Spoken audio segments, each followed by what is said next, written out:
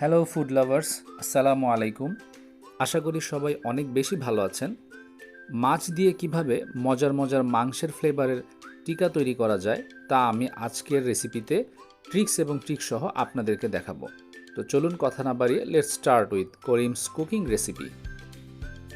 প্রথমে আমি মাঝারি সাইজের 3 পিস রুই মাছ সিদ্ধ করে নিয়েছি এবং এগুলোকে ভালোভাবে কাটামুক্ত করে নেব। এরপর নিয়েছি 1 কাপ পরিমাণ ছোলার ডাল। ডালগুলো আমি আগেই সিদ্ধ করে নিয়েছি। এরপর মাছ ও ডালের মিশ্রণকে একসাথে ব্লেন্ড করে নেব।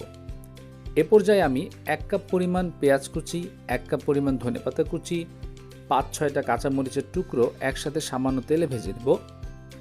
যখন এর থেকে কাঁচা গন্ধটা চলে যাবে এবং সুন্দর একটা স্মেল বের হবে, তখন এটাকে চুলা থেকে নামিয়ে ডাল ও মাছের ব্লেন্ড করা মিশ্রণের সাথে মিশাবো।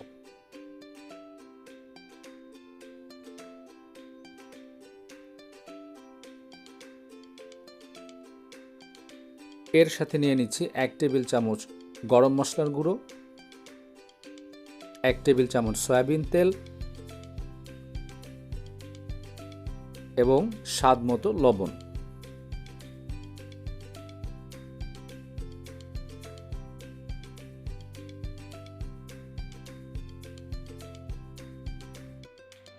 এখন আমি মিশ্রণটাকে ভালোভাবে মাখিয়ে নিব এবং 2 হাতের সাহায্যে ঠিক এইরকম একটা শেপ তৈরি করে নিব। এই দেখুন, আমি টিকাগুলো তৈরি করে নিয়েছি।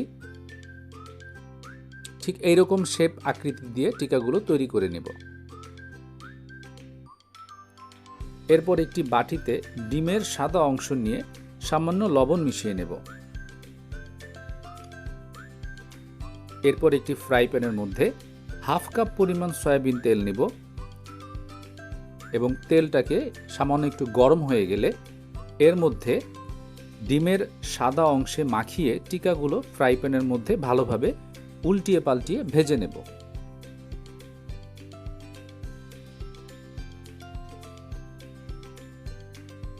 তো ভিউয়ার্স, তৈরি হয়ে গেল সুস্বাদু রুই মাছের টিকা। তো যদি আপনাদের রেসিপিটি ভালো লেগে থাকে তাহলে অবশ্যই লাইক, কমেন্ট এবং শেয়ার করবেন এবং যারা এখনও সাবস্ক্রাইব করেনি তারা অবশ্যই চ্যানেলটি সাবস্ক্রাইব করে নেবেন। আর রেসিপিটি বাসায় ট্রাই করে আপনাদের কেমন লেগেছে অবশ্যই তা কমেন্ট বক্সে আমাদেরকে জানাবেন। সো সবাই ভালো থাকবেন। Take care.